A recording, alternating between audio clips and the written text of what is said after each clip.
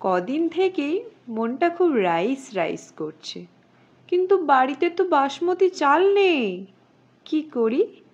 হঠাৎ মাথায় এলো আছে না গোবিন্দভোগ চাল।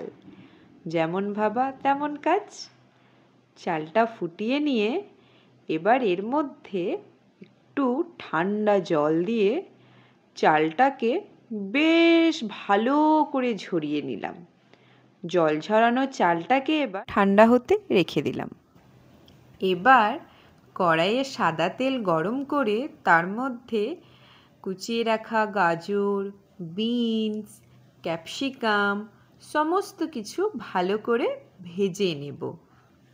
ভাজা হয়ে গেলে এবার এটা একটা পাত্রে আমি সরিয়ে রেখে দিয়ে এবার আবার একটু ঘি গরম করে আস্তে আস্তে ঘিটা একটু গলে গেলে তার মধ্যে একে একে ড্রাই ফ্রুটস, আমার কাছে যেগুলো ছিল হাতের কাছে, কাজু আর কিশমিশ, এটাকেও ভালো করে ভেজে আমি একটা পাত্রে তুলে রেখে দেব।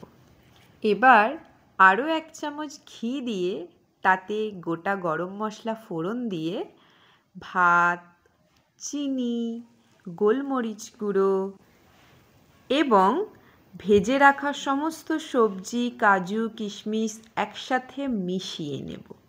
খুব ভালো করে এবার কড়াইয়ের মধ্যে আমি সমস্ত কিছু মিশিয়ে নিচ্ছি এবং নামানোর আগে আবারও 1 চামচ ঘি দিয়ে নামিয়ে নেব। তৈরি হলো না গোবিন্দভোগ চালের ঝরঝরে রাইস।